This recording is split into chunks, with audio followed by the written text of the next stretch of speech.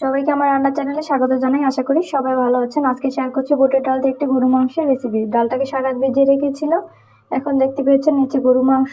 এতে দিয়ে দিব 1 চামচের মতো হলুদের গুঁড়ো, 1 চামচের মতো মরিচের গুঁড়ো, 1 চামচের মতো লবণ, 1 চামচের মতো ধনিয়ার গুঁড়ো, দিয়ে দিচ্ছি 1 চামচের মতো আদা বাটা, 2 চামচের মতো রসুন বাটা। এবার যে হাত দিয়ে মেখে ভালোভাবে ম্যারিনেট করে নিব। কিছু সময় এটাকে রেখে দিচ্ছি। অপর একটি প্যানে দিয়ে নেব সরিষার তেল। গরু মাংস রান্নার ক্ষেত্রে সরিষার তেলটা ব্যবহার করার চেষ্টা করবেন, এতে কিন্তু স্বাদটা দ্বিগুণ হয়। এরপর দিয়ে দেবো কিছুটা পেঁয়াজ কুচি দিয়ে একটু নাড়াচাড়া করে নিব। দিয়ে দিচ্ছি এলাচ এবং দারচিনি। পুনরায় আবার একটু নাড়াচাড়া করে ভাজা ভাজা করে নিব। কিছুটা টমেটো কুচি এবং দিয়ে দিব কাঁচামরিচ। এ পর্যায়ে দিয়ে দিচ্ছি ম্যারিনেট করা মাংসটা দিয়ে ভালোভাবে নাড়াচাড়া করে নিচ্ছি। চুলার আঁচটা আমি মাঝারিতেই রেখেছি, বেশি বাড়ানো যাবে না, সেক্ষেত্রে মাংসটা পুড়ে যেতে পারে। মাংস কিন্তু নানাভাবেই রান্না করা যায়, তবে এক একটা স্বাদ কিন্তু এক রকম। এ পর্যায়ে আমি ঢাকনা দিয়ে ঢেকে দিব। কিছু সময় রান্না করে নিচ্ছি। একটু পর ঢাকনা তুলে আবার পুনরায় একটু নাড়াচাড়া করে নিব। এ পর্যায়ে আমি বুটের ডালটা দিয়ে দিচ্ছি। সারা রাত ভেজানোর ফলে কিন্তু বুটের ডালটা দেখেন ডাবল বুটটা কিন্তু 2 ভাগ হয়ে গেছে।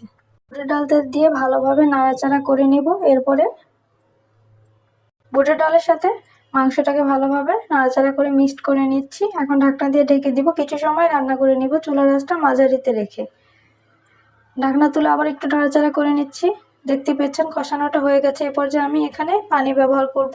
গরুর মাংস এবং বুট দুইটাই কিন্তু শক্ত, সিদ্ধ হতে অনেক টাইম লাগে, সেই পরিমাণে পানিটাও দিতে হবে একটু বেশি করে। আপনাদের মাংসের পরিমাণ অনুযায়ী আপনারা এখানে পানিটা ব্যবহার করবেন। পানিটা দিয়ে আমি ভালোভাবে আবার একটু নাড়াচাড়া করে নিচ্ছি।